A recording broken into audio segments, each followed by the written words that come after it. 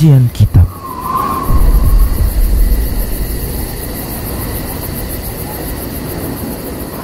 Assalamualaikum warahmatullahi wabarakatuh. Alhamdulillahirabbil alamin wassalatu wassalamu ala Rasulillah ma ba'du. Para pendengar radio stream Medan Ngaji dan juga teman-teman dari KPMI Korwil Medan. Alhamdulillah senang sekali kita ketemu di podcast kolaborasi antara Medan Mengaji dan KPMI Korwil Medan. Dan per hari ini insya Allah di kegiatan kita ini di setiap hari Senin pukul 2 siang sampai dengan selesai, kita akan membuat program baru antara Medan Mengaji dan KPMI Korwil Medan, Komunitas Pengusaha Muslim Indonesia untuk Korwil Medan, akan berkolaborasi selain kita melanjutkan pembahasan kita di serial Fikih Asmaul Husna bersama Ustadz kita, dan Alhamdulillah sudah bersama kita di studio Ustadz Abu Saib Hafizullah Ta'ala. Kita mengundang sahabat kita atau abang kami dari KPMI Korwil Medan yang juga founder Collab Ideas untuk membahas sedikit tentang membangun strategi brand gitu ya Bang. Kita perkenalkan dulu, ini ada Bang Kiki. Tadi Selasa atau Wak Kiki. Sebutnya Senin. Oh, ya, Senin. Iya maaf, berarti Selasa maksudnya. Senin ada juga ya.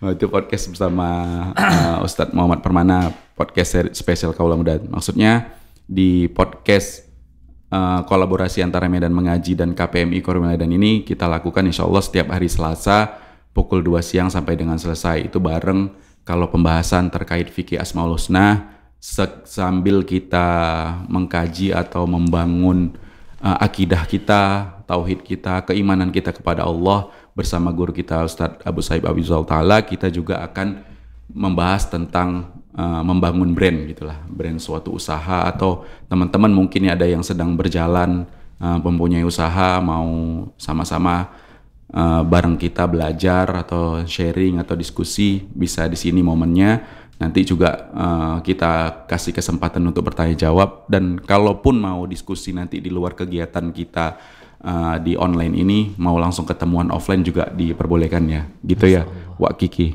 Masya Allah. Kita mungkin lanjut dulu ke Ustadz ya, Ustadz terkait pembahasan kita fikih Asmaul Husna. Kita sudah angkat judul, mungkin sudah disebarkan juga di media sosial atau di grup-grup WhatsApp kita. Kita membahas hari ini tentang nama Allah Ta'ala Al-Bari. Kami persilahkan, fayatafaddal maskura. Silakan Ustadz. Bismillahirrahmanirrahim. Assalamualaikum warahmatullahi wabarakatuh. Alhamdulillahi rabbil alamin. Wa ashhadu an la ilaha illallah wahdahu la syarikalah. Wa ashhadu anna Muhammadan abduhu wa rasuluhu la nabiyya ba'dah. Allahumma salli wa sallim ala nabiyyina Muhammad wa ala alihi wa sahbihi wa man tabi'ahum bi ihsanin ila yaumiddin. Allahumma 'allimna ma yanfa'una wanfa'na bima 'allamtana wa zidna ilman. Allahumma aslih lana sya'nana kullahu wa la takilna ila anfusina tarfata 'ainin. Kaum muslimin sekalian rahimani wa rahimakumullah jami'an. Kita akan kembali lanjutkan pembahasan kita dalam fikih al-asmaul husna dalam sebuah kitab yang disusun oleh Syekh Abdul Razak hafizahullah ta'ala, di mana di pertemuan yang lalu kita sudah bahas tentang nama Allah Ta'ala Al-Khaliq. Nah, pembahasan kita hari ini masih berkaitan dengan nama Allah Ta'ala Al-Khaliq, dilanjutkan dengan Al-Bari. Nanti kita akan juga sebutkan juga ada keterkaitan dengan nama Allah Ta'ala Al-Musawwir. Ketiga nama ini, ikhwati fillah rahimani wa rahimakumullah jami'an, Al-Khaliq, Al-Bari, Al-Musawwir, kita bisa dapati di satu ayat langsung di surat Al-Hasyr ayat 24. Allah Ta'ala berfirman, Huwallahul khaliqul bari'ul musawwiru lahul asma'ul husna. Dialah Allah yang namanya Al-Khaliq, Al-Bari, Al-Musawwir. Dialah yang memiliki nama-nama yang husna. Ikhwati fillah rahimani wa rahimakumullah jami'an. Kita sudah bahas ya di pertemuan sebelumnya tentang nama Allah Ta'ala Al-Khaliq, yang artinya adalah pertama, Allah Ta'ala itu menciptakan sesuatu yang belum pernah ada sebelumnya. Jadi benar-benar Allah Ta'ala yang memulai dari awal, dan itu tidak ada satupun yang menciptakan itu sebelumnya. Lalu kedua, makna dari Al-Khaliq kita sudah bahas bahwasanya makna ketika Allah Ta'ala khalaqa syai', itu Allah Ta'ala menciptakan sesuatu, itu adalah dalam bentuk perencanaan. Nah, dalam bentuk perencanaan, Allah Ta'ala yang merencanakannya secara detail. Apapun yang ingin Allah Ta'ala lakukan dan itu terjadi di atas muka bumi ini, Allah Ta'ala rencanakan itu dan melengkapi maknanya. Inilah dia nama Al-Bari.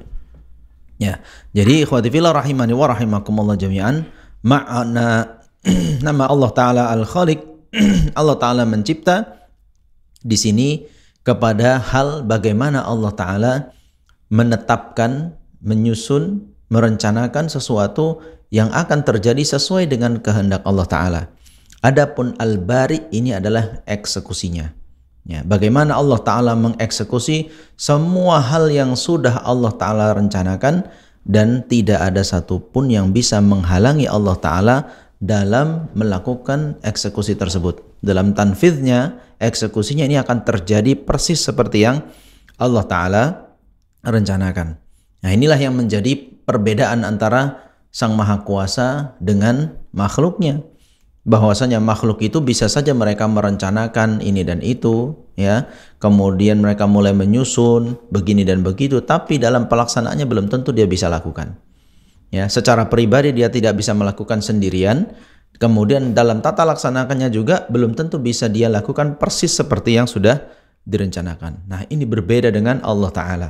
Nama Allah Ta'ala Al-Bari adalah zat yang akan mengeksekusi, melaksanakan persis seperti yang Allah Ta'ala rencanakan. Apapun yang Allah Ta'ala katakan jadi, maka akan terjadi. Dan apapun yang Allah Ta'ala rencanakan tidak akan terjadi, maka pasti tidak akan terjadi. Begitu ikhwati fillah rahimani wa rahimakumullah jami'an. Adapun kemudian kaitannya dengan nama Al-Musawwir. Al-Musawwir ini adalah kemudian yang membentuk itu sesuai dengan kesempurnaan yang Allah Ta'ala inginkan. Ya, membentuknya, menyusunnya persis seperti yang Allah Ta'ala inginkan. Makanya dimulai dengan perencanaan, lalu pelaksanaan, lalu membentuk ini, menjadikan ini sempurna seperti yang Allah Ta'ala inginkan tanpa ada meleset sama sekali. Begitu ya. Khatwila rahimani wa rahimakumullahu jami'an. Itulah makna Al-Khaliqul Bari'ul Musawwir. Allah Ta'ala merencanakannya, Allah Ta'ala pula yang akan melaksanakannya, dan Allah Ta'ala pula yang akan menyusunnya, menyesuaikan dengan seperti yang Allah Ta'ala inginkan.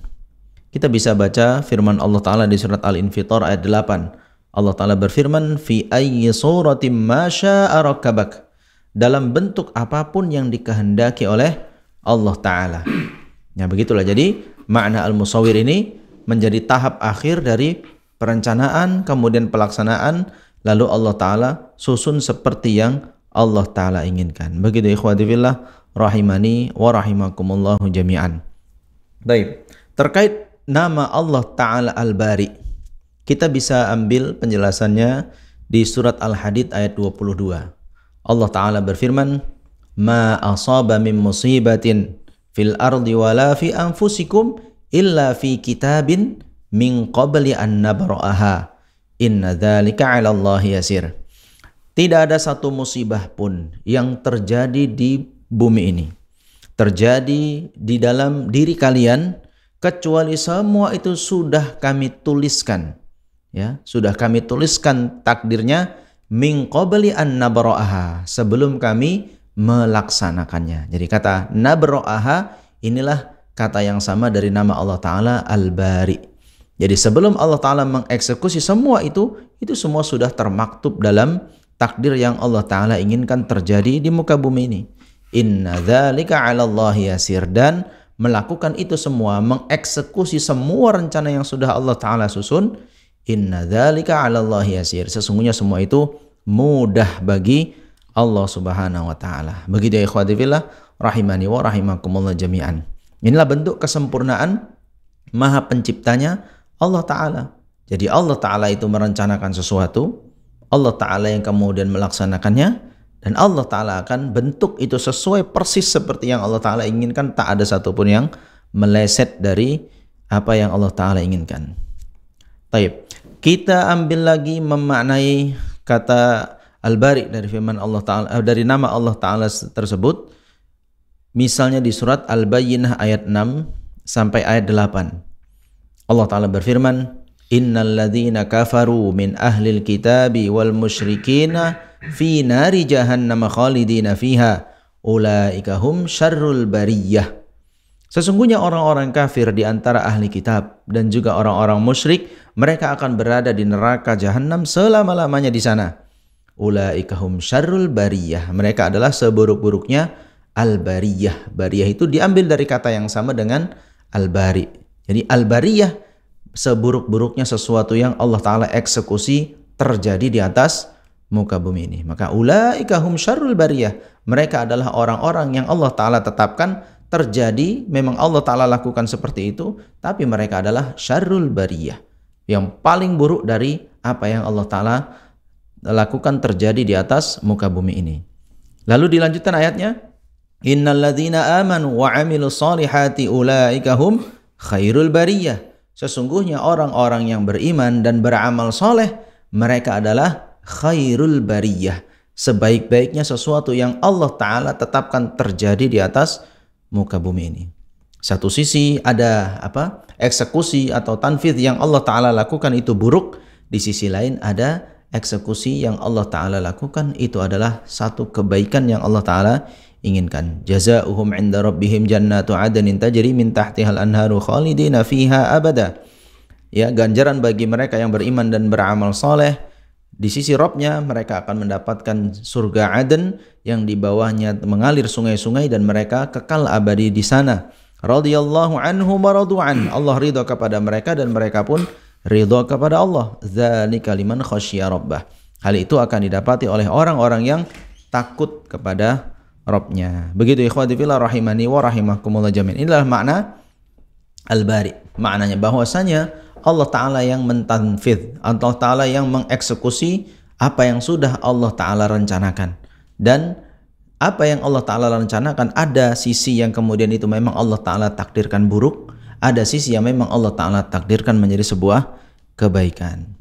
Nah, di titik inilah ikhwati fillah rahimani wa rahimakumullah jami'an, kenapa orang-orang musyrik itu benar-benar tercela perilaku mereka. Karena mereka orang-orang musyrik tahu bahwasanya dirinya itu bagian dari yang direncanakan dan diciptakan oleh Allah Subhanahu wa Ta'ala. Yang mengadakan dirinya di atas muka bumi ini adalah Allah Ta'ala. Bahkan bukan hanya diri mereka saja, yang mereka ibadahi selain Allah Ta'ala itu pun bagian dari ciptaan Allah Ta'ala, tidak memiliki kemampuan sebagaimana Allah Ta'ala sudah menciptakan makhluknya dan alam semesta ini. Makanya di surat Al-Baqarah ayat 54 Allah Ta'ala berfirman, Wa idh qala Musa liqaumihi ya qaumi innakum zalamtum anfusakum bittikhadikumul ijl. Karena ketika Nabi Musa mengatakan kepada kaumnya, wahai kaumku, sesungguhnya kalian tuh sudah berbuat zalim. Kita tahu ya, zalim itu maknanya adalah tidak meletakkan sesuatu pada tempatnya. Enggak pas kalian melakukan ini. Apa yang mereka lakukan? Bittikhadikumul ijl. Kalian mengambil atau menjadikan anak sapi itu sebagai tandingan bagi Allah Ta'ala.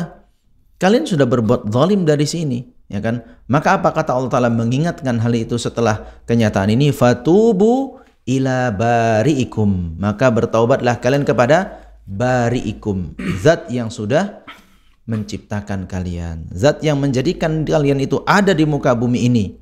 Jadi Allah Ta'ala menyindir bahwasanya yang kalian ibadah selain Allah Ta'ala itu, apalagi anak sapi itu tak ada perannya apapun terhadap tidak adanya kalian di atas muka bumi ini. Rezeki kalian, apa yang kalian dapatkan, tak ada sama sekali dia memberikan pengaruh terhadap itu semua. Bahkan Allah Ta'ala ingatkan, ila bari'ikum, taubatlah kalian kepada zat yang sudah mengadakan kalian di atas muka bumi ini. Maka dalam bentuk taubatnya Allah Ta'ala firman, kenapa? Faqtulu anfusakum. Kalau kalian bertobat, bunuhlah diri kalian sendiri.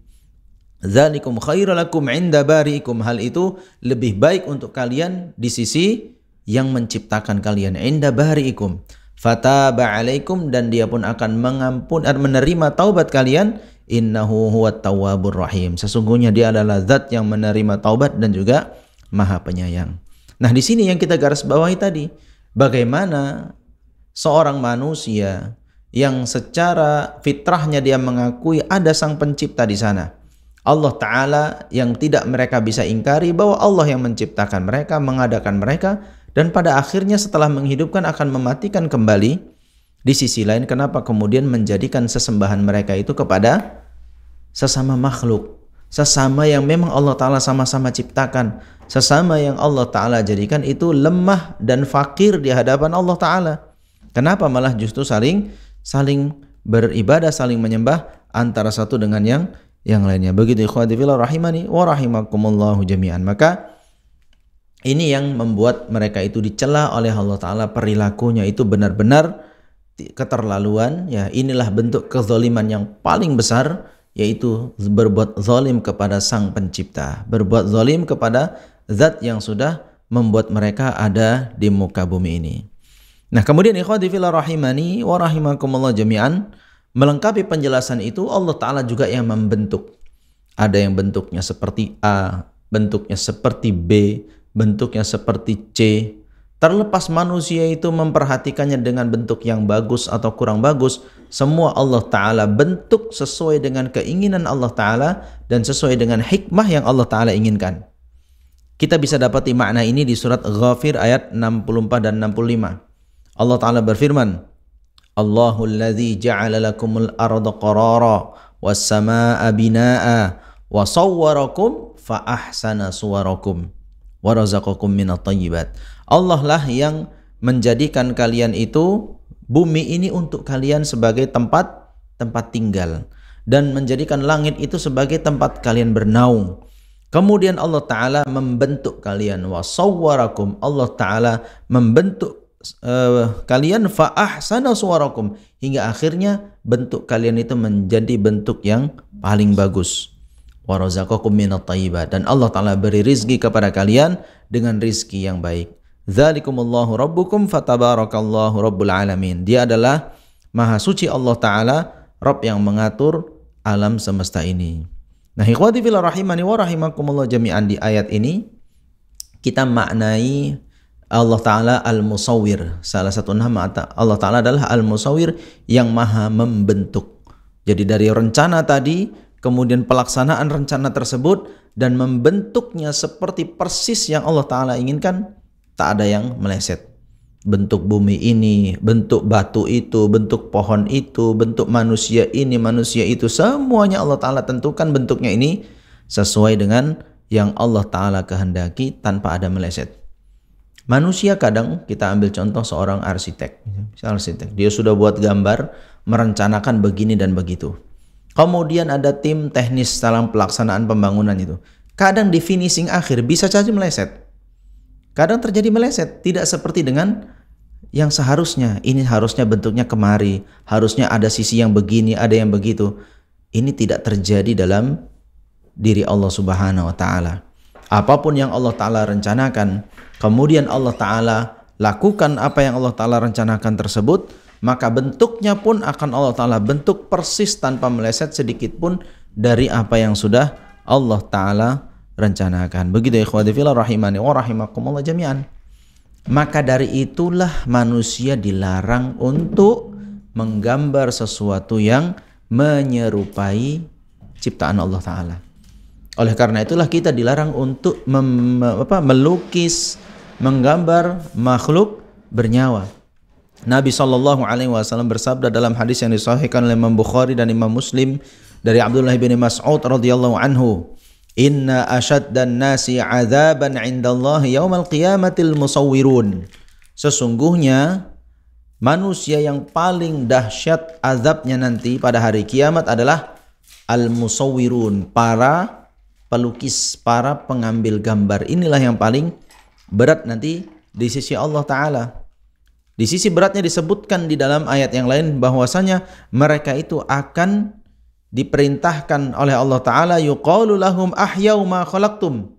Silahkan hidupkan ini yang sudah kalian ciptakan. Yang kalian menganggap kalian bisa membuat sesuatu, menggambar sesuatu seperti yang Allah Ta'ala gambar seperti itu, seperti yang Allah Ta'ala bentuk seperti itu.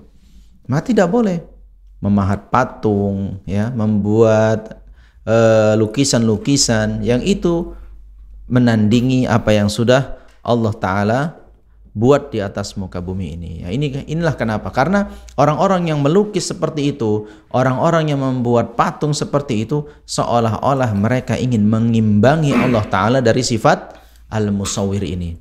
Dari sifat Allah Ta'ala membentuk sesuatu ini.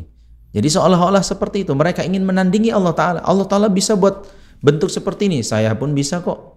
Allah Ta'ala buat seperti ini, saya pun bisa kok. Ini seolah-olah kesombongan dari sisi makhluknya, dari sisi manusia, seperti yang Allah Ta'ala sudah lakukan. Begitu. Makanya ini dalam Islam dilarang. Termasuk dosa-dosa besar adalah melukis, membuat patung yang itu tentang makhluk yang bernyawa. Begitu ikhwati fillah rahimani wa rahimakumullah jami'an. Tentu di sisi lain hikmahnya, sebagaimana yang kita sering juga dengar penjelasannya, bahwa itu bisa mengantarkan seseorang kepada kesyirikan di kemudian hari, ya. Awal-awalnya saja hanya sesuatu yang untuk sekedar pengingat, untuk sekedar penyemangat, namun dari generasi ke generasi berikutnya ilmu itu semakin berkurang hingga kita dapati nanti akan ada keturunan mereka yang kemudian menyembah patung itu, foto itu, atau lukisan itu. Ya, makanya ini kan yang terjadi ya, kalau teman-teman sekalian atau kaum muslimin mau melihat bagaimana kejadian ini sejak awal terjadinya kesyirikan itu, ya polanya seperti itu. Silakan baca surat Nuh ya, surat Nuh yang bagian akhirnya tafsir itu menjelaskan tentang sejarah awal terjadinya kesyirikan di atas muka bumi ini ya gara-gara tadi patung-patung itu atau sesuatu yang dimiripkan dengan ciptaan Allah Subhanahu wa taala yang bernyawa. Begitu ikhwati fillah rahimani wa rahimakumullah jami'an. Nah, kemudian untuk bagian akhir penjelasan tentang nama Allah Ta'ala Al-Khaliq, Al-Bari, Al-Musawwir ini, ada sisi hal yang hamba itu boleh disematkan dengan sifat yang ada di dalam nama ini, tapi ada nama yang tidak boleh disematkan sifatnya itu kepada makhluknya. Yang tidak boleh disematkan kepada makhluk adalah sifat Al-Bari. Ya, Al-Bur'u ini tidak ada. Ya, itu hanya mutlak Allah Ta'ala yang mampu. Tidak ada satupun makhluk yang sanggup melakukan sebuah perencanaan 100% tanpa meleset secuil pun, tidak ada. Tidak ada makhluk yang Allah Ta'ala berikan kemampuan seperti itu. Semuanya penuh dengan kekurangan. Imma dia tidak bisa melakukan secara pribadi, ya, sendirian gitu. Imma kalau sudah berkelompok pun tidak seperti sebuah hal yang sudah mereka rencanakan. Tetap ada kekurangan sana sini. Adapun dengan sifat khalq, yaitu mencipta, manusia ada mencipta. Manusia ada membuat sesuatu. Manusia merakit sesuatu dari sisi makna itu ya, merakit sesuatu yang sudah ada lalu mereka membuat sesuatu, itu memungkinkan. Tapi itu semua sifatnya nisbi ya, sifatnya semua apakah mencontek apa yang sudah Allah Ta'ala lakukan atau mereka mengambil apa yang sudah ada dari bagian yang Allah Ta'ala ciptakan. Begitu juga Al-Musawwir, Allah Ta'ala juga dari sisi lain manusia ada yang bisa menggambar, itu ada manusia yang menggambar gitu. Dari sisi itu manusia bisa memiliki sifat yang sama walaupun kesempurnaan hanya milik Allah Ta'ala, tapi sifat dari Al-Bari itu tidak ada pada manusia. Begitu ikhwati fillah rahimani wa rahimakumullah jami'an. Dalilnya ada di surat Al-Mu'minun ayat 14, Allah Ta'ala berfirman, fatabarakallahu ahsanul khaliqin. Maha suci Allah, zat yang paling bagus ciptaannya. Artinya paling bagus, ada yang kurang bagus. Ketika Allah Ta'ala katakan di sini ahsanul khaliqin, yang paling bagus, yang paling sempurna ciptaannya, ada di sana yang bisa mencipta juga, tapi jauh dari kata kesempurnaan, jauh dari kata yang paling bagus ini. Yang bisa mereka lakukan hanyalah sesuai dengan kemampuan yang Allah Ta'ala letakkan pada mereka. Begitu ikhwati fillah rahimani wa rahimakumullah jami'an. Inilah penjelasan tentang nama Allah Ta'ala Al-Khaliq. Ya, itu sudah kita jabarkan lebih panjang di pertemuan yang lalu. Kemudian ini kita lengkapi dengan nama Allah Ta'ala Al-Bari, Al-Musawwir, yang berkaitan dengan sifat maha penciptanya Allah Ta'ala. Demikian aqulu qouli hadza wa astaghfirullah li wa lakum wa lisairil muslimin wal muslimat innahu huwal ghafurur rahim. Baik, Masya Allah, jazakumullah khairan Ustaz. Masya Allah, nih kalau pertemuan lalu kita udah cerita tentang Allah sebagai Al-Khaliq itu menciptakan, bahwasannya kita juga udah ada pertanyaan kemarin ya kan Ustaz, ya, terkait tidak ada yang gagal dari ciptaan Allah dari sisi eksistensinya gitu ya Ustaz di muka bumi. Berarti di sini juga termasuk tidak ada yang gagal dari ciptaan Allah itu dari sisi bentuk dan rupanya gitu ya Ustaz. Betul. Walaupun dalam pandangan makhluk tadi ya mungkin ada yang kurang, mungkin mata dari sisi tangan apa segala macam itu berarti dari nama ini kita tahu berarti itu enggak ya Ustaz. Enggak ada produk gagal dan tidak ada yang cacat. Iya, betul. Jadi walaupun misalnya ada manusia yang kemudian terlahir dengan kondisi fisiknya tidak seperti orang lain gitu kan, ada kurang, mungkin dari satu organnya kurang, tapi itu sebenarnya adalah sudah Allah Ta'ala sesuai dengan hikmah yang Allah Ta'ala inginkan, dan kesempurnaannya itu dari sudut yang Allah Ta'ala maha tahu dengan tujuannya. Masya Allah. Jadi tidak ada sisi kemudian kita menganggap ini kurang, ini jelek, kan nggak boleh kita makanya mencela sesama manusia ciptaan Allah Ta'ala, hewan kayak itu nggak boleh, karena kita cela dia sama saja kita mencela yang membuatnya gitu, yang menciptanya. Begitu. Jadi kenapa bisa seperti itu? Misalnya qadarullah ada orang yang tangannya tidak utuh gitu kan, atau kakinya tidak utuh, itu Allah Ta'ala memang dengan kehendak dan hikmah yang Allah Ta'ala inginkan. Namun sudut pandang kita yang belum menemukan sisi hikmah yang terbaik itu apa dari itu semua. Demikian, wallahu Masya Allah. Sebelum kita gali lebih dalam tentang apa yang disampaikan Ustadz, mungkin ada yang mau bertanya, bisa melalui pesan WhatsApp atau SMS, juga bisa langsung komentar di kolom komentar platform media sosial kita yang melakukan live streaming. Tapi udah ada yang masuk mungkin pertanyaan, tapi sebelum kita bacakan, kita mau ke narasumber kita yang kedua dulu. Ada Bang Kiki, insya Allah kita ini udah kayaknya bisa ditarik sedikit benang merah ya Ustaz. Antara menciptakan, tadi menyusun, melaksanakan, menyempurnakan bentuk, tentang strategi dalam membangun brand gitu ya Om. Ini biasanya manggil Bang Kiki Om nih Ustaz.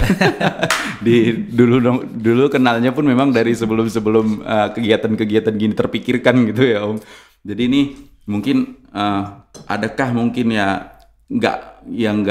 pastinya kan kayak maksudnya ya nggak sama lah dengan Allah. Allah kan tentu dengan ilmu dan hikmahnya, manusia atau makhluk pasti dengan keterbatasannya kan. Tapi kan tetap mungkin butuh yang namanya ilmu ya Bang, dalam kita mungkin menciptakan brand. Nah, brand itu apa gitu, nama yang cocok mungkin dibuat untuk sebuah brand atau sebuah usaha. Terus apakah membangun strateginya itu memang dari awal kayak tadi menyusun rencana ya saat perencanaannya sedetail mungkin, apakah ada kaitannya gitu sedetail-detail kita dalam membangun usaha sampai memilih mungkin kucing di warung yang gini-gini itu harus ada. Ya mungkin kan dari sisi keilmuan brandingnya Om bisa menjelaskan gitu kan. Atau itu memang tambahan dari luar gitu, ada foto gitu ya Ustaz, foto orang tua di rumah makan gitu. Apakah itu juga terpikirkan daripada saat dia mau membuat usaha atau seperti apa? Boleh cerita Om tentang membangun strategi brand, strategi membangun brand ya Om, silakan Om. Bismillahirrahmanirrahim. Assalamualaikum warahmatullahi wabarakatuh. Boleh agak dekat Om. Alhamdulillah hamdan katsiran thayyiban mubarakan fi. Alhamdulillah. Asyhadu an la ilaha illallah wa asyhadu anna Muhammadan abduhu wa rasuluh. Apa ya? Ini disclaimer lah ya, dengan segala kekurangan yang ada sama Ana. Strategi membangun brand itu kan kalau kita cerita coret-coretnya ada beberapa poin lah membangun brand tadi gitu. Yang pertama mungkin menentukan identitas, brand identity, misalnya visinya, misinya, ya basic lah ya, kemana arah si brand ini gitu. Terus tujuan gitu maksudnya. Ya, target market, target pasar. Ambil contoh misalnya Basnul gitu, sebelum dibuka ini mau buka apa, kemana arahnya. Jadi supaya tahu nanti kemana atau berapa yang harus dihabiskan, coret-coretannya atau sele-selenya dirapikan dulu, bukan buka dulu baru jalan gitu.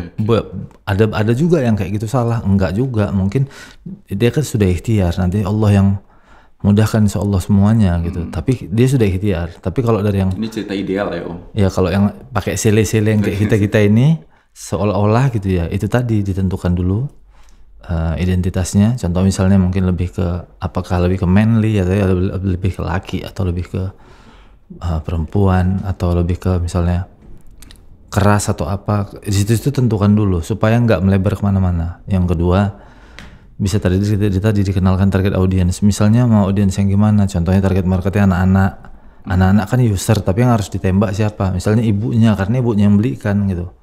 Jadi bukan usernya yang ditargetin, mamanya.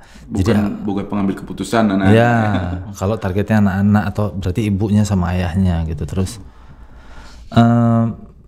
logo, visual lah ya, penting untuk dari sebuah brand ini orang mudah mengingat gitu. Misalnya dari namanya simple, terus logonya menarik, catchy ya segala macam, dari warnanya. Jadi orang mudah untuk mengingat gitu si brandnya ini gitu. Terus buat pesan yang kuat gitu. Contohnya misalnya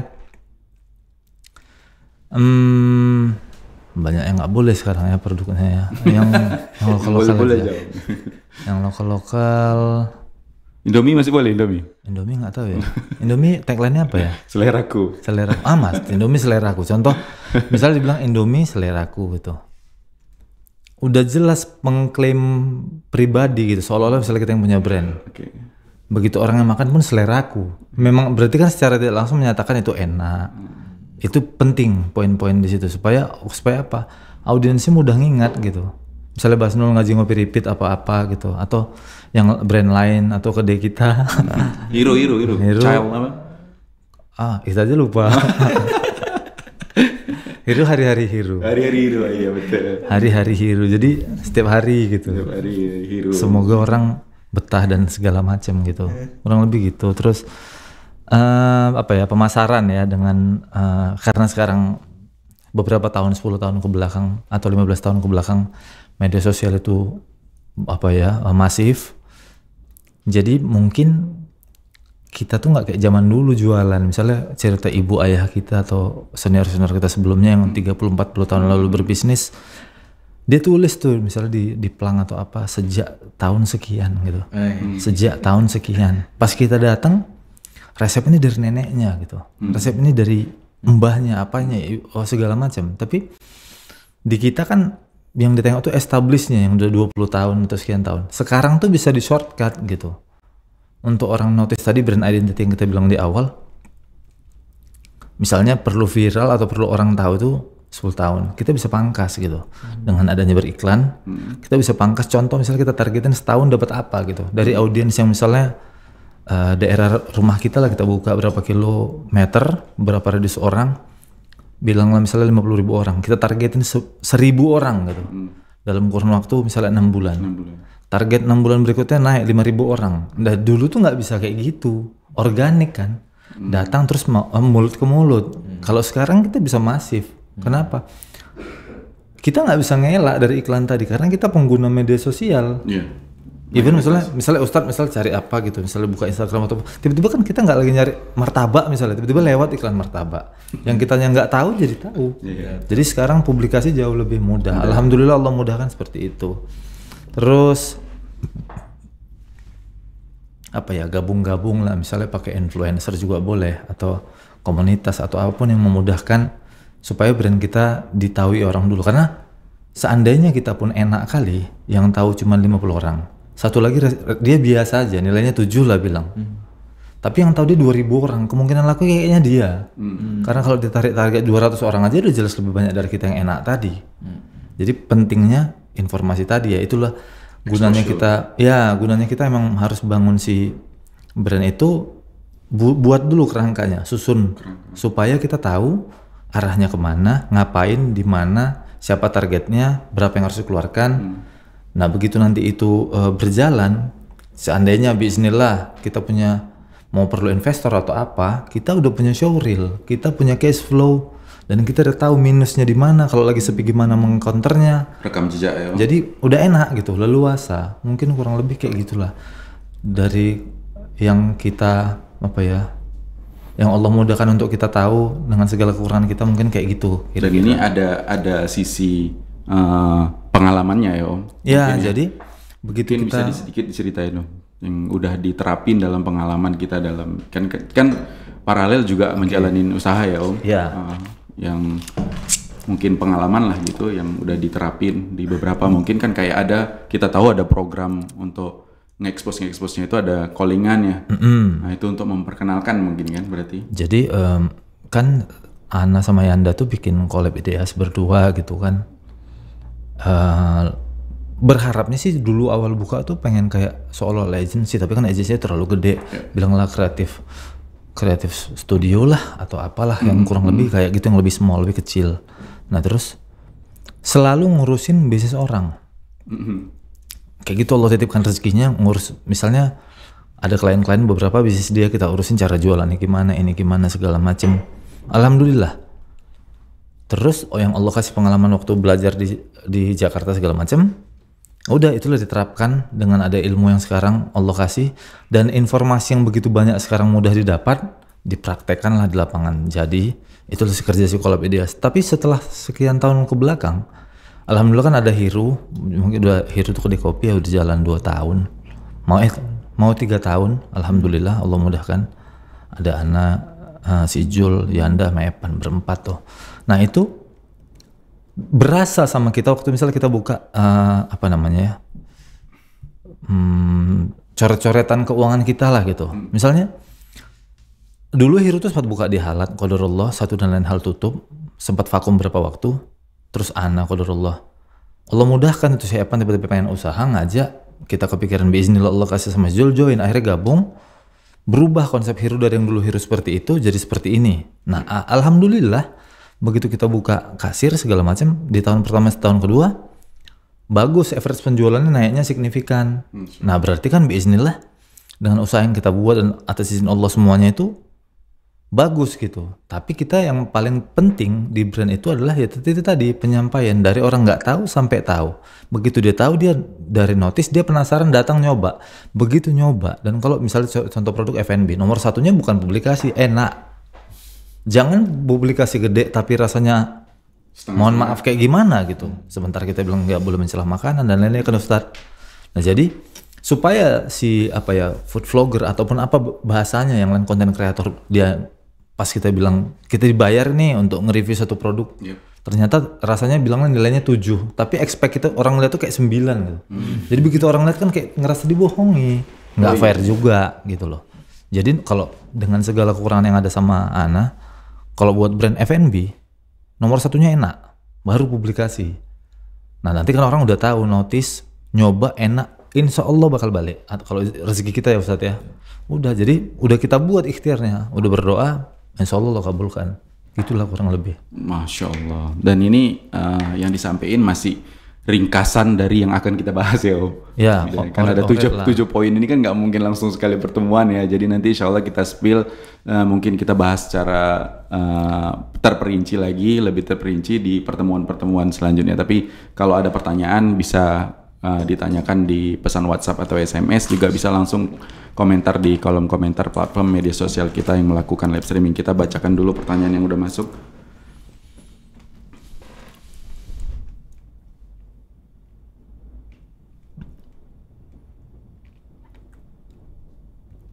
Dari akun Bensky apa Bensky ini bacanya? Kayak mana tuh? Gini Om. Nggak nampak. Nggak nampak ya, umur memang Om. Enggak. Sabar aja lah. Oh, ya Bensky. Soalnya kalau Banksy itu apa, graffiti artis. Oh, Masya Allah. Bukan Ini dari IG Medan Mengaji Ustadz. Ke Ustadz sepertinya. Ustadz, apa hukum punya usaha studio foto keluarga, lalu fotonya dicetak dan dipajang di dinding rumah? Fadhol Ustadz. Taib. Ikhwati fillah rahimani wa rahimakumullah jami'an. Kita harus berangkat dulu dari tadi ya yang sudah kita jelaskan tentang hukum membuat lukisan, membuat patung makhluk yang bernyawa. Bahwasanya ada larangan yang jelas dari seperti yang tadi sudah kita sebutkan hadisnya, bahwasanya Nabi bahkan mengatakan yang paling berat siksanya nanti di hari kiamat adalah orang-orang yang membuat gambar. Ya, yang di sini disepakati oleh para ulama adalah membuat patung, membuat lukisan. Nah, ada memang sebahagian ulama yang kemudian berbeda pendapat bagaimana dengan foto, ya kan? Karena foto itu tidak membuat baru. Dia hanya mencuplik sesuatu momen atau suatu bentuk yang itu kemudian dicetak dengan bentuk yang sama tanpa ada perubahan atau mengkreasikan dari awal seperti apa bentuk itu. Yang kemudian ini ada yang membolehkan. Apalagi misalnya seperti kebutuhan untuk ditempel di paspor, di kartu-kartu atau yang sifatnya itu untuk tanda pengenal. Nah, itu dibolehkan oleh sebagian para ulama dengan kondisi-kondisi yang seperti itu. Tapi kalau kemudian arahnya foto itu untuk pajangan yang ditempel di dinding, di ruang-ruang tertentu, nah inilah ikhwati fillah rahimani wa rahimakumullah jami'an, kembali kepada larangan tadi. Ya, balik kepada larangan tadi. Artinya dibolehkannya berfoto-foto, bolehnya untuk mengambil gambar seperti itu jika memang ada keperluan. Ya, jika ada keperluan. Ya tadi seperti kita buat buku nikah, kita buat pendaftaran segala macam, data, kadang-kadang memang membutuhkan foto-foto agar lebih spesifik ya dengan data tersebut. Tapi kalau tidak ada kebutuhan seperti itu, maka kalaupun ada sebagian ulama yang membolehkan, maka lebih baik dihindari. Ya, lebih baik dihindari hal-hal yang seperti itu. Kembali lagi tadi kepada hukum asalnya memang dilarang. Ya, para ulama semua sepakat mau digital, mau lukisan, mau patung, itu semua sebaiknya ditinggalkan. Itu semua para ulama sepakat. Hanya berkaitan dengan foto digital ini berbeda pendapat. Itu terkait kalau ada kebutuhan. Nah, kalau kita kemudian arahkan ini untuk tempel pajangan di dinding, nah ini ikhwati fillah rahimani wa rahimakumullah jami'an adalah bagian yang memang tidak dibutuhkan dalam hal itu. Maka untuk yang bertanya tadi, ya, mari kita kuatkan takwa kita kepada Allah Ta'ala ya, dengan usaha seperti itu. Sebenarnya kita masih bisa ambil dengan cara yang lain gitu kan. Fotografi tidak selalu melulu terkait dengan makhluk yang bernyawa. Ini kan betul Bang Kiki kan juga bagian di situ ya. Yanda ya. Yanda juga ya. Yanda lebih ke video Ustaz. Kalau foto lebih enak. Nah gitu kan, tidak selalu melulu harus objeknya makhluk yang bernyawa, ya kan? Bahkan sekedar foto-foto pemandangan, foto benda ini benda itu, kejadian begini dan begitu, ya masih bisa menghasilkan dari hal itu. Dan di gitu studio foto produk gitu ya. Nah benar ya kan, foto-foto makanan, foto barang-barang yang mau dijual. Jadi sebenarnya kalau dari sisi sana masih banyak yang terbuka. Jadi saya yakin kalau seandainya ini ditinggalkan ya, tidak lagi kita bermain dengan foto-foto yang arahnya untuk pajangan-pajangan. Mari kita buat foto-foto yang malah membantu orang lain, apakah dalam rangka jualan atau dalam rangka untuk menikmati suasana dan lain sebagainya. Maka itu masih bisa menjadi solusi. Dulu juga pernah kejadian kok di zamannya Abdullah bin Abbas radhiyallahu anhuma ya. Saat beliau mendapati seorang pelukis yang pekerjaannya itu melukis manusia. Itu di zaman itu ya, di zaman para sahabat ini sudah ada. Jadi ketika dia melukis, maka ditegur oleh Abdullah bin Abbas membacakan hadis yang tadi kita sebutkan. Ini akan mengakibatkan Anda mendapatkan azab yang sangat pedih nanti ketika di hari kiamat. Maka orang tersebut marah-marah gitu kan. Wah, kamu menghalangi saya, ini kan mata pencarian saya, dan seterusnya dan seterusnya. Hingga diingatkan oleh Ibnu Abbas, saya tidak melarang kamu melukisnya, tapi jangan ambil objek yang makhluk bernyawa. Kamu bisa lukis tanaman, kamu bisa lukis pemandangan dan lain sebagainya begitu ya kan.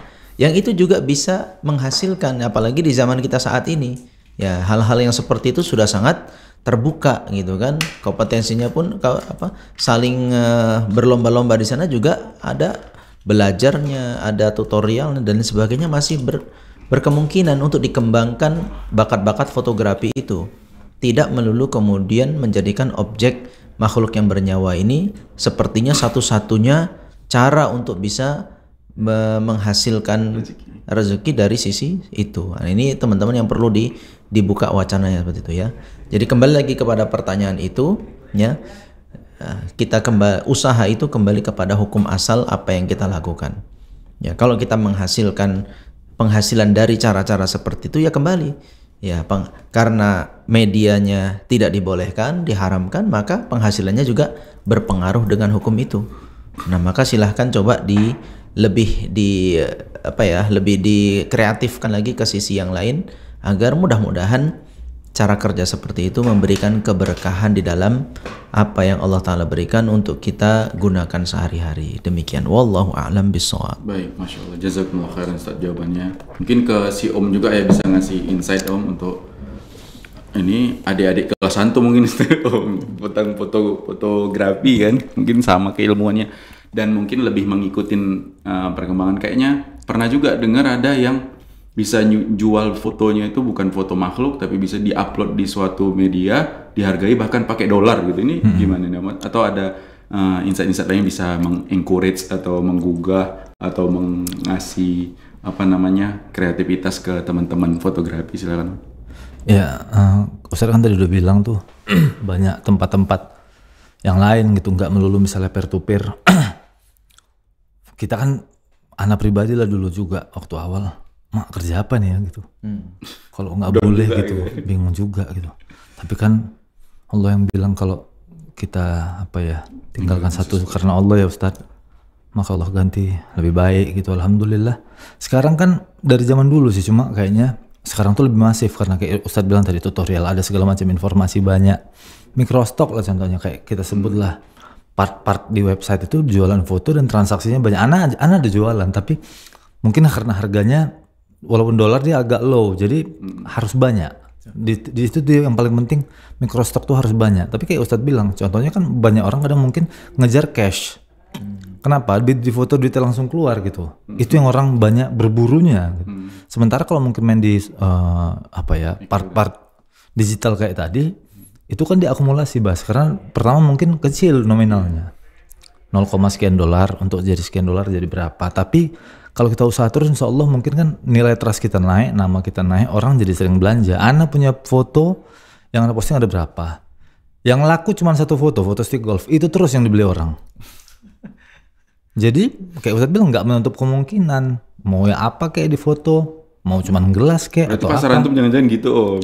Yang berkaitan dengan golf atau enggak, karena kami Allah mudahkan kami pernah ngurus toko golf di Jakarta, dia ada stok. Jadi itu, nah contoh misalnya banyak perusahaan iklan di luar atau segala macam butuh untuk ngedesain foto atau footage dan segala macamnya lah yang terkait. Contoh misalnya cuma megang gelas gini di foto tapi highlight beres, ini beres, tiba-tiba yang butuh toko kopi di Amerika gitu, kan bisa dibeli gitu. Jadi nggak melulu harus tok makhluk kayak Ustadz bilang, orang apa atau apa gitu. Tapi ini Ustadz, Ana ada pertanyaan Ustadz. Seandainya, mana nanya? Misalnya kalau kita foto, kebutuhannya publikasi jualan, tapi tayangnya di sosial media itu gimana Ustadz? Taib ya, begitu ya. Khatifillah rahimani wa rahimakumullah jami'an. Iya, sama juga ketika kemudian itu kita pakai media makhluk yang bernyawa. Ini yang perlu diperhatikan oleh teman-teman ya, yang sudah mulai mengerti tentang hukum haramnya memoto atau menggambar sesuatu makhluk yang bernyawa. Maka hal-hal seperti tadi kita katakan ada hal yang tidak ada khilaf di antara para ulama. Semua pandangannya sama, yaitu foto-foto yang tidak mengandung unsur makhluk yang bernyawa. Maka ini seharusnya menjadi pilihan utama.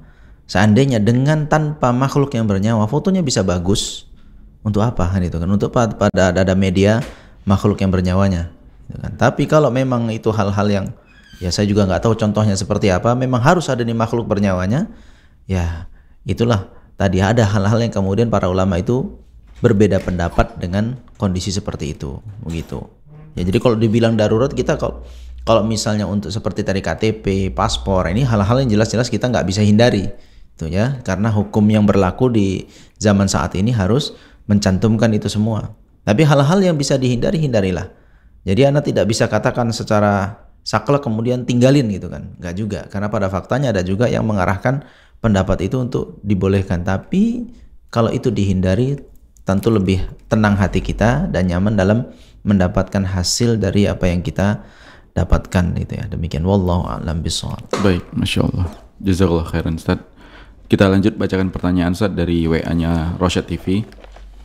Ustaz, saya ingin mengajukan pertanyaan mengenai podcast sore ini. Ustadz, saya sedang berikhtiar jalur langit untuk menghadapi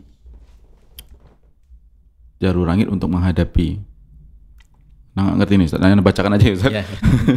Saya ingin mengajukan pertanyaan mengenai podcast sore ini. Ustadz, saya sedang berikhtiar jalur langit untuk menghadapi. Saya sholawat 1000 kali sehari insya Allah, zikir sesering dan semampu saya, tahajud dan amalan sunnah lainnya.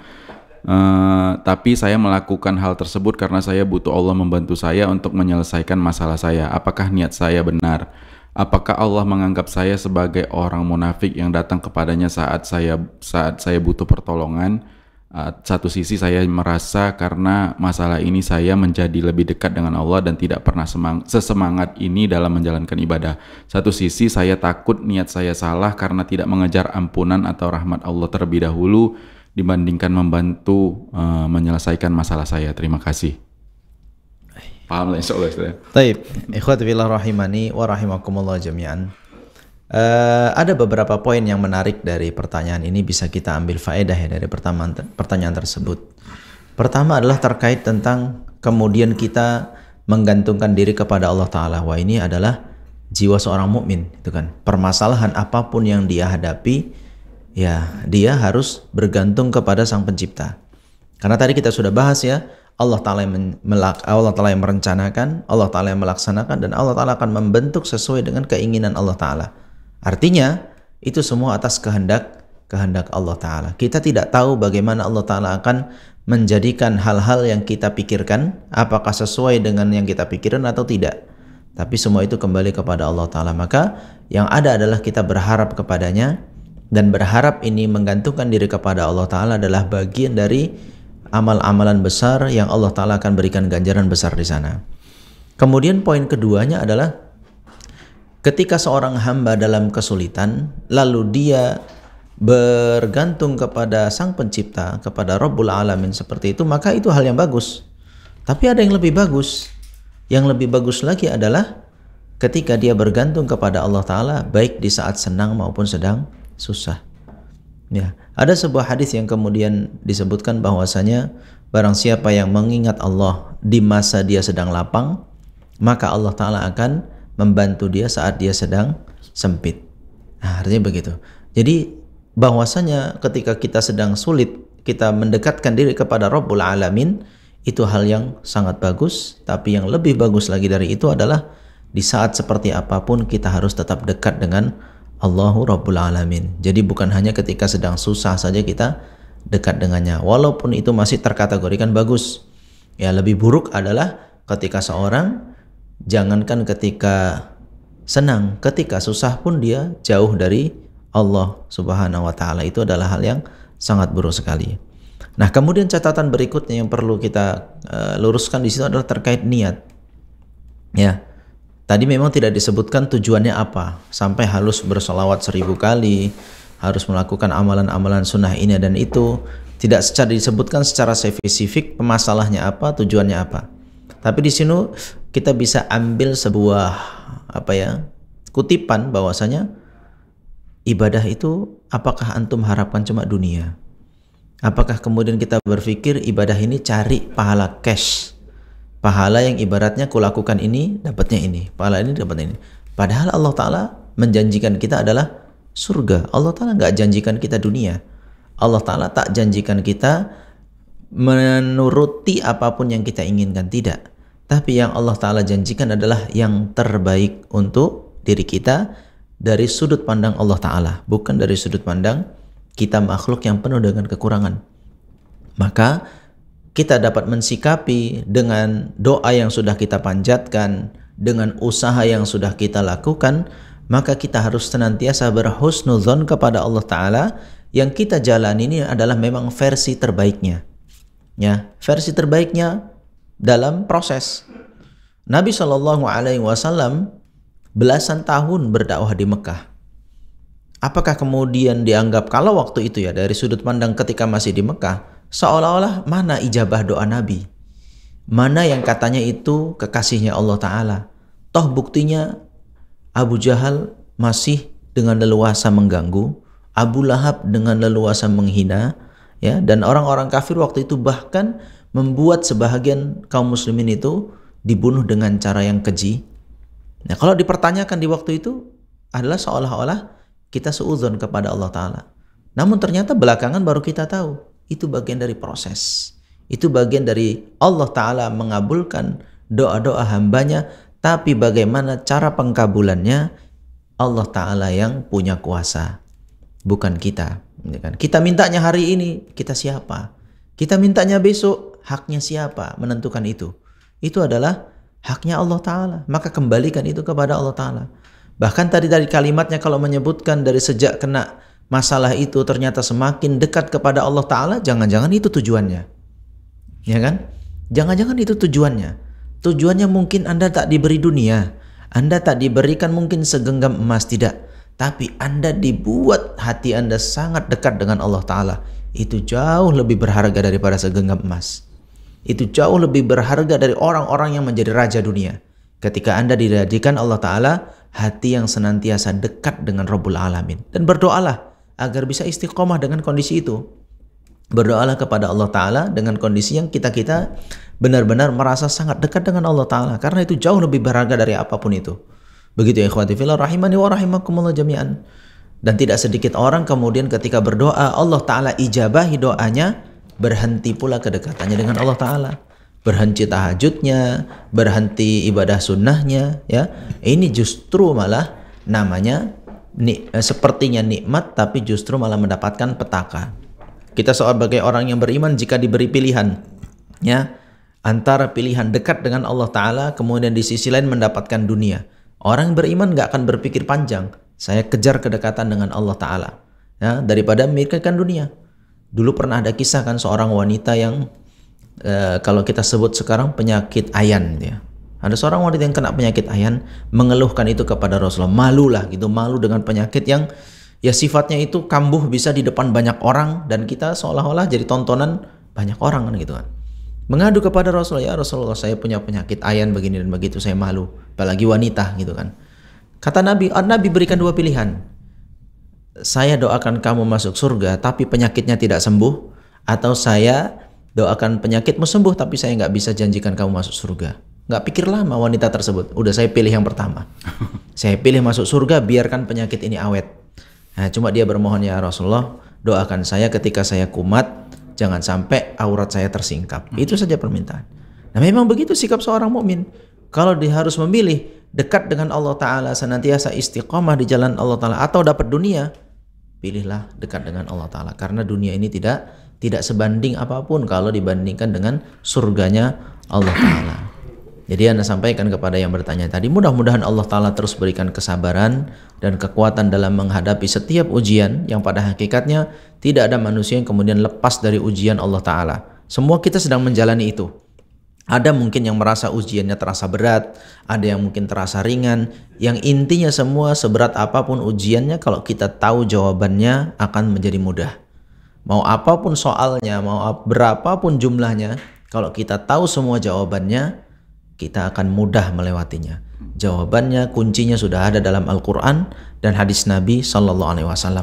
Kalau kita pandai mencari jawaban di sana, insya Allah ujian seberat apapun, kondisi seperti apapun, mudah-mudahan Allah Ta'ala berikan keistiqomahan. Jadi kita saling menasehati satu dengan yang lainnya. Bukan maksud di sini adalah meremehkan kondisi yang bertanya, tidak. Tapi itu kita yakin siapapun akan menghadapi ujiannya masing-masing. Dan mungkin pun saya pribadi mungkin tidak sanggup juga kalau dihadapi ujian yang sama. Namun kita sama-sama bermohon kepada Allah Ta'ala, ya, menjadi orang-orang yang diberikan kemudahan, diberikan jalan keluar, diberikan kesuksesan dalam menghadapi ujian-ujian yang terjadi sampai akhirnya nanti kita kembali kepada Allah Rabbul Alamin. Demikian, wallahu a'lam bishawab. Baik, Masya Allah, jazakumullah khairan Ustaz jawabannya. Jadi ada 4 keadaan tadi soal ujiannya Ustaz ya. Ada yang musibah membawa ke musibah lagi ya Ustaz. Ada yang musibah membawa nikmat, ada yang nikmat membawa musibah, ada yang nikmat makin nikmat ya Ustaz. Masya Allah. Ada ringkasan rupanya ya. Tapi ini kita mau dengar nih langsung, mungkin ada realitasnya di dunia usaha ya. Si Om kan udah beberapa mungkin ada menangani klien dalam strategi ketika dalam membangun brand itu tentu juga pasti ada ujiannya ya Om. Nggak langsung dia maksudnya settle gitu, oke gitu kedudukannya, atau langsung ya bagus gitu. Pasti ada cerita-cerita drama-drama kolonialnya, enggak ya, drama ujiannya lah gitu ya mungkin. Pada saat mau memperkenalkan produknya ke target pasarnya mungkin ada penolakan dan selainnya. Itu mungkin ada pernah dengar cerita atau gimana Om, pengalaman? Kalau yang dialami misalnya ambil langsung ya produk pribadi aja lah, Hero gitu ya. apa ya, kayak setiap pengusaha yang di kepala dia nomor satu tuh untung. Oh iya dong. Semuanya. Kita nggak bisa salahkan. Begitu awak jadi apa ya, peran kedua, publikasinya si pebisnis. Kita kan berpikir misalnya Allah kasih ide ABCD, kita bikin strategi ABCD gitu kan. Ternyata berhasil biiznillah. Dia senang, kita juga. Kenapa? Kita kan dapat uang gitu. Nah, tapi pas begitu boncos, banyak juga pengusaha tuh kayak nggak terima gitu. Ternyata kan nggak kayak Ustadz bilang itu ujian gitu. Ujian sama dia, ujian sama kita juga gitu loh. Nilai trust dia bisa berkurang sama kita atau apa gitu. Tapi itu tadi maksudnya kalau kayak Ustadz kan bilang tuh menerima gitu segala keadaan. Yang penting sudah usahanya ya kan Ustadz. Yang penting sudah usahanya. Kalau misalnya udah Allah takdirkan dapat, pasti dapat.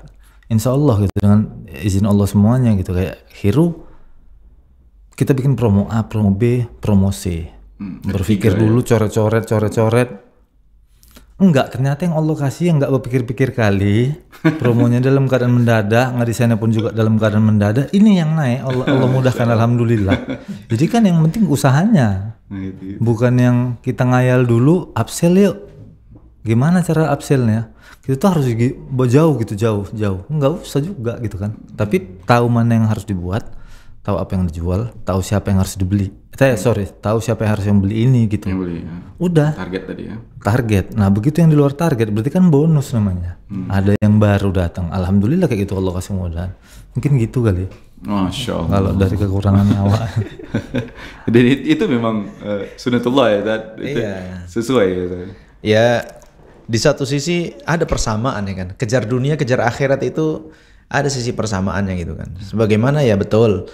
Ada orang yang kejar dunia itu kok kayaknya mulus-mulus saja gitu ya, baru buka langsung rame, panjang, buka cabang gitu kan. Ya bisa jadi kita nggak tahu dapurnya aja nih. Iya. Ada yang aja gitu ya. Ada yang sampai guling-guling dulu kan dia baru. Di dalam agama ya sama, menuju ke iman, menuju meraih ridho Allah Ta'ala juga kan begitu. Ada yang seolah-olah Allah Ta'ala mudahkan jalannya. Ya kita karena kita nggak tahu dapurnya. Iya. Gimana dia itu? Nangis tengah malamnya mungkin ya. Nggak tahu kan. Artinya ada hal-hal memang persamaan itu ya. Masya Allah. Itu. Jadi ini memang ya hidup kita ini kan penuh dengan ya hikayat yang syarat dengan hikmah gitu kan. Di masing-masing kita pasti ada ujian masing-masing gitu kan. Dan tinggal kembali kepada kita mau menjadikan takdir Allah Ta'ala ini bagian yang mendukung kita untuk meraih surga setinggi-tingginya atau membuat kita menjadi seorang pecundang yang kemudian putus asa lalu malah melakukan hal-hal yang dibenci oleh Allah Ta'ala, ujung-ujungnya neraka kan gitu. Nah ini hal-hal yang patut untuk jadikan kita dipikirkan lah gitu kan. Dunia usaha adalah dunia yang bisa menghasilkan selain uang juga bisa menghasilkan banyak pahala di dunia usaha. Karena tidak melulu akad itu berbicara tentang untung sekian. Ada juga akad-akad yang sifatnya sosial, sedekah dan lain sebagainya. Begitu. Jadi ala kulli hal, ya, ini semua bagian yang seperti kita katakan tadi, bagian dari ciptaan Allah Ta'ala, kita bagian dari makhluknya, kita hanya jalani saja. Namun saat kita dapati diri kita berada di jalur yang Allah Ta'ala ridhoi, maka bersyukurlah. Seperti penyanyi tadi, ternyata dalam kondisi keterpurukannya, diletakkan di jalur Allah Ta'ala yang dia menguatkan ibadahnya kepada Rabbul Alamin. Bersyukur, sangat bersyukur kepada Allah Ta'ala. Karena banyak di sana juga orang-orang yang ketika terpuruk dengan kondisi yang sama, larinya malah ke hal-hal yang buruk, lari kepada maksiat, lari kepada berbuat syirik dan lain sebagainya. Maka itu hal yang patut kita syukuri saat kita dalam kondisi terpuruk, justru malah kita mendekatkan diri kepada Sang Penguasa. Demikian. Wallahu a'lam bishawab. Masya Allah. Jadi memang mudah-mudahan ini jadi program yang ideal ya. Jadi paralel nih sambil kita mau membangun usaha, membangun brand, mempunyai strategi untuk usaha, tapi kita juga belajar nih mengenal Allah. Jadi nggak pada saat ada sedikit ujian di usahanya udah langsung meleng kemana gitu ya kan Om.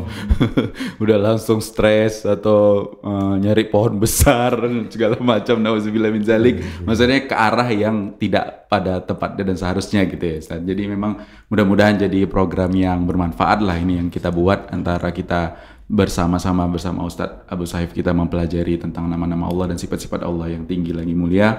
Kita juga membahas untuk dunia kita nih, ada Om Kiki yang insya Allah membersamai kita dalam membangun brand kita di usaha kita. Ini mungkin pertanyaan yang terakhir, Ustaz. Kita udah di penghujung acara. Ada pertanyaan ketiga dari akun Instagram @elvan1. Kayaknya kenal ini. Ordal ini. Ustaz, boleh tidak memanggil anak dengan panggilan sayang endut atau bukan selain namanya tanpa ada maksud menjelekkan? Tapi ada pertanyaan juga untuk Wak Kiki nih. Jadi ada 2 pertanyaan langsung dari akun yang sama. Untuk sosial media usaha kita, bagusnya menggunakan akun pribadi yang sudah ada followers atau buat akun baru, Bang? Ustaz dulu silakan, Ustaz. Taib. Nah, pertanyaan tadi adalah panggilan kepada anak. Panggilan sayang. Tapi endut gitu ya. Mungkin memang gendut, Ustaz. Memang gendut. Bull mungkin biasa gitu kan, Ustaz. Taib. Ikhwati fillah rahimani wa rahimakumullah jami'an. Panggilan ini kan hal-hal yang sifatnya mubah ya, hukum asalnya mubah. Mau panggil orang sesuai dengan namanya, begini dan begitu adalah hal yang mubah. Walaupun hal-hal itu kembali kepada konotasinya kemana. Manggil orang, kemudian ya kan Nabi SAW pernah kita dapati ganti nama bahkan gitu kan, karena nama itu kalau diterusin maknanya tidak bagus gitu kan, maka diganti dengan nama yang bagus gitu kan. Jadi ada di sini istilahnya konotasi panggilan seseorang itu gunakanlah dengan panggilan-panggilan yang baik gitu kan. Gunakan dengan panggilan yang baik yang kata orang nama itu adalah bagian dari doa gitu ya. Nah, ikhwati fillah rahimani wa rahimakumullah jami'an. Maka ini kembali kepada si pelaku tadi. Kalau misalnya anaknya dipanggil endut karena ingin anaknya itu gendut gitu kan, ya wallahualam mungkin itu dia suka punya anak yang gendut-gendut gitu kan. Ya kita kan kadang-kadang lain-lain kan pikirnya gitu kan. Atau karena motivasinya apa kita nggak tahu. Ada juga panggil endut itu konotasinya negatif gitu kan. Dipanggil endut negatif. Nah, maka ini kembali kepada maksud dan tujuan dari orang yang manggil. Namun secara umum ketika kita bisa panggil seseorang dengan satu kebaikan, ya kan, satu kebaikan, baik itu nama aslinya yang bagus memang, atau ada lakop-lakop yang ingin kita sematkan kepada beliau, itu juga maknanya bagus. Nah ini tidak mengapa, ya begitu. Ikhwati fillah rahimani wa rahimakumullah jami'an. Jadi balik lagi kepada apa kalimatnya. Kalau maknanya memang langsung artinya keburukan, maka hindari. Tapi kalau maknanya hanya bagian-bagian yang mubah, ya mau diarahkan kemana panggilan tersebut. Itu apakah kemudian misalnya ini kan, kalau kita panggil endut dari kecil, nanti si anak nih bakal nempel nama ini sampai dewasa, kira-kira cocok nggak gitu? Sampai SMA dia dipanggil endut terus itu, padahal badannya kurus. Kan hal-hal yang perlu, apalagi orang tua nih kan, orang tuanya harus mengantisipasi hal itu. Jangan sampai di kemudian hari justru si anak ini kita menjadi sunnah sayyi'ahnya gitu kan. Kita menjadi membuat sebuah panggilan yang membuat anak itu malah stres, terganggu dengan panggilan-panggilan seperti itu, ya. Nah ini yang perlu diperhatikan. Kalau anaknya udah bagus, namanya siapa? Si Putri misalnya, namanya ya sudahlah, itu kan sudah bagus gitu kan. Sampai dewasa pun insya Allah si anak akan ridho dipanggil dengan nama itu. Tapi kalau kita buat sebutan-sebutan lain, sekarang aja kita anggap lucu lah, besok gimana gitu kan. Apalagi udah sampai dewasa tetap dikaitkan aja dengan masa kecilnya gitu kan, agak-agak gimana gitu kan. Kita mungkin sebagian orang yang pernah dapat panggilan-panggilan alias seperti itu waktu kecil kan, kadang-kadang nggak rela juga panggilan waktu kecil itu dibawa-bawa awak sudah dewasa. Apalagi nanti dia sudah menjadi seorang tokoh gitu kan, pengusaha apa, lalu dipanggil ndut, nggak, agak kurang pas ya mungkin. Nah mungkin yang bertanya itu agak dipikirkan ya, agak diperbaiki kalau memang itu hal-hal yang perlu diperbaiki. Demikian wallahu a'lam bishawab. Tambahin mungkin nggak, ndutku soleh gitu ya. Jadi doa gitu. Iya. Baik, Ustaz, jazakumullah khairan, Ustaz. Ini ada klarifikasi nih. Oh, pertanyaan yang buat Wak Kiki bukan dari dokter, tapi ada titipan pertanyaan. Orang rumah. Mungkin. Silakan Wak Kiki. Apa ya? 2 ya. Buat usaha baru tadi ya. Buat usaha bagusnya untuk media sosial usaha kita, nggak disebut sih baru atau enggak ini. Kalau seandainya baru, kalau pakai akun pribadi yang sudah ada followers atau buat akun baru gitu maksudnya. Contohnya gini, misalnya kita akun pribadi ya contohnya. Kita kan udah ada follower. terus orang-orang udah kenal kita, nilai trust lebih tinggi ya kan. Jadi mungkin lebih apa ya, begitu kita buat postingan awal info, langsung banyak yang lebih tahu, terutama circle kita, kawan-kawan atau segala macam, follower segala macamnya lebih banyak langsung tahu, jadi lebih mudah. Tapi itu tadi hilang mungkin memori atau apa yang sudah ada di apa ya, part-part dari itu mungkin jadi hilang, kita buat baru. Kalau Ana mungkin mau agak lebih capek, jadi buat dari nol, buat baru aja, buat baru gitu, organik. Jadi orang mungkin boleh ditambahkan, kayak callingan kan, itu callingan by Khalif Hidayat. Contoh misalnya Basnul Coffee by Husnul, Ustadz Wahyudi buat apa gitu kan, by Ustadz Wahyudi. Jadi orang tahu nilai trustnya tetap ada karena ada si pemiliknya kita kenal, mungkin gitu kali ya lebih. Kalau Ana ditanya pilih yang pansosnya ya, ada pansosnya. Iya, pilih yang mana gitu, pilih yang pakai kita punya pribadi atau yang buat baru. Kalau Ana mungkin buat baru, tapi kalau nggak mau capek, yang udah ada aja dinolkan, ya udah, paling memorinya tinggal diarsip kan, udah tinggal posting dan orang udah tahu itu punya si A, si Fulan, dia buka A buka B gitu, udah langsung tahu. Atau memanfaatkan fitur yang ada sekarang, bisa collab ya, ya itu sosial ya, bisa. Jadi baru tapi di collab sama punya. Iya, jadi nempel terus kemana-mana kan. Terus, ya. Udah, jadi numpang tenernya lebih cepat, mungkin gitu. Allahu a'lam. Baik, masya Allah, jazakumullah khairan. Dan kita sudah di penghujung acara, para pendengar radio stream Medan Mengaji, juga teman-teman dari KPMI Korwil Medan, mungkin kita akan sambung lagi di pertemuan selanjutnya, insya Allah masih di jam yang sama, di hari yang sama, dan di jam yang sama, insya Allah di setiap hari Selasa di pukul 14.00 waktu Indonesia Barat sampai dengan selesai. Ustadz, mungkin sebagai penutup ada Ustadz, silakan Ustadz di pertemuan kita kali ini. Taib, ikhwati fillah rahimani wa rahimakumullah jami'an. Ya, alhamdulillah ini hari ini kita lanjutkan podcast yang sifatnya bukan hanya satu pematerinya ya. Dulu pernah di podcast ini kita bersama Makan Halal Medan ya, Adit, ya, tentang bagaimana mengelola media sosial. Alhamdulillah ini kita akan lanjut kepada berikutnya dengan KPMI, membahas tentang bagaimana menjadi seorang pengusaha muslim ya. Maka ini perlu ya kan, perlu. Nanti kita akan terus kolaborasi dalam materi-materinya, dan bagi kita semua ikhwati fillah rahimani wa rahimakumullah jami'an, memang tidak ada istilah dunia dan akhirat itu setengah-setengah, enggak, 50-50. 50-50 itu 50 untuk dunia, 50 untuk akhirat. Tidak ada. Yang ada adalah 100% untuk akhirat. Bahkan kita kelola dunia kita untuk menjadi salah satu kendaraan kita menuju ke akhirat. Nah, jadi tidak benar kalau kemudian orang katakan hidup itu ya sebagian untuk akhirat, sebagian untuk dunia. Kurang pas. Bagi seorang mukmin tidak pas. Tapi 100% kita memang perintahnya untuk beribadah kepada Allah Ta'ala.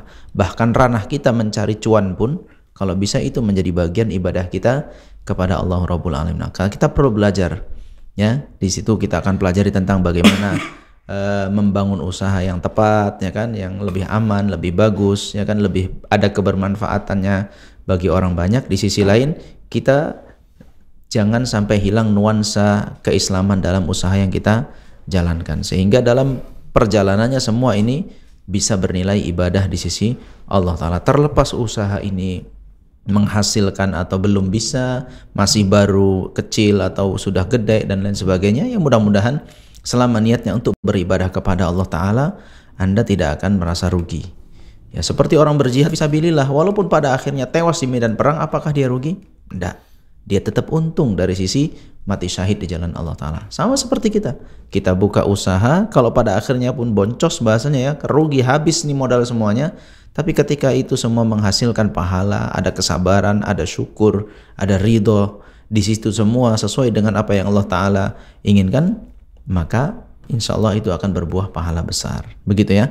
Mudah-mudahan kita semua Allah Ta'ala jadikan hamba-hambanya yang soleh dan senantiasa dijaga dimanapun kita berada, dan Allah Ta'ala berkahi kita dalam setiap kehidupan dan harta kita. Demikian, wallahu a'lam bishawab. Baik, Masya Allah. Jazakumullah khairan Ustaz atas penjelasan, bimbingan dan arahnya. Juga kita ucapkan jazakumullah khairan ke Om Kiki. Mudah-mudahan kita nanti bisa ketemu lagi di pertemuan selanjutnya, masih di hari dan jam yang sama insya Allah. Mewakili kru yang bertugas kami pamit. Semoga apa yang kita paparkan ini bermanfaat tentunya untuk kami pribadi, juga untuk Anda dimanapun Anda berada. Kita tutup dengan doa kafaratul majelis. Subhanakallahumma wa bihamdika asyhadu an la ilaha illa anta astaghfiruka wa atubu ilaik. Assalamualaikum warahmatullahi wabarakatuh.